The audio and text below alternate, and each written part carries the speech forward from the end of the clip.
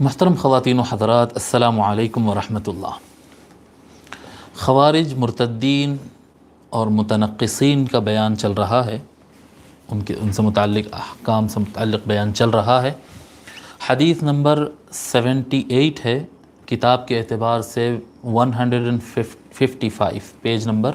155 ہے، اور P D F کے اعتبار سے 203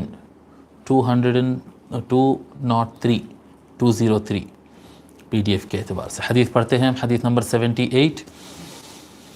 عن ابی سعید رضی اللہ عنہ ان النبی صلی اللہ علیہ وآلہ وسلم ذکر قوما یکونون فی امته یخرجون فی فرقة من الناس سیماہم التحالق قال هم شر الخلق او من اشر الخلق يقتلهم أدنى الطائفتين إلى الحق قال فضرب النبي صلى الله عليه وآله وسلم لهم مثلا أو قال قولا الرجل يرمي الرمية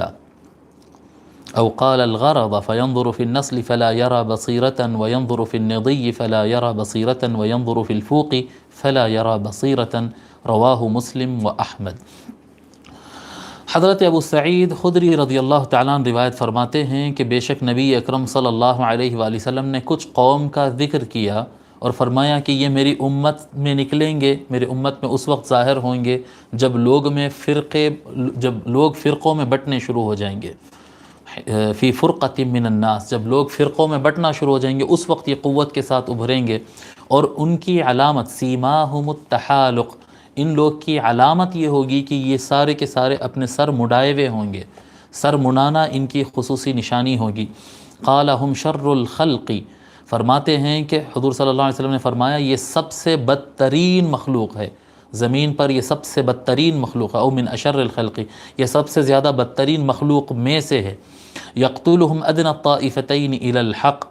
ان کو وہ قتل کرے گا جو حق کے زیادہ قریب رہے گا، وہ گروہ ان کو قتل کرے گا جو حق کے زیادہ قریب رہے گا۔ کس نے قتل کیا ان کو مولا علی علیہ السلام کی جماعت نے اور ان کے لشکر نے قتل کیا، یعنی حضور صلی اللہ علیہ وآلہ وسلم نے فرمایا کہ قرآن کا دعویٰ تو ان کی طرف بھی تھا، وہ بھی قرآن کا دعویٰ کر رہے تھے، لیکن وہ حق سے دور تھے، اور ان کو قتل کرنے والی جو جماعت ہے مولا علی کی جماعت، یہ حق سے بہت قریب تھی۔ قال فضرب النبی صلی اللہ علیہ وآلہ وسلم لهم مثلا، حضور صلی اللہ علیہ وآلہ وسلم نے ان کے لیے مثال دی، او قال قولا الرجل یرمی الرمیۃ، کہ آدمی، حضور صلی اللہ علیہ وسلم نے یہ مثال دی کہ آدمی جب کیا کہتے ہیں تیر چلاتا ہے، او قال الغرض فینظر فی النسل فلا یرى بصیرة وینظر فی النضی فلا یرى بصیرة وینظر فی الفوق فلا یرى بصیرة، وہی جو سابقہ احادیث شریفہ میں پڑھے کہ وہ تیر چلاتا ہے تو پھر اس کے بعد ایسا نکلتی ہے تیر آر پار کہ وہ جس جگہ پر لگی دیکھے وہاں پر بھی تیر نہیں ہوگی، اور تیر کے سارے حصوں پر دیکھا جائے تو کوئی خون کا نشان تک نہیں ہوگا، یہ دین سے اس طرح سے نکل جائیں گے۔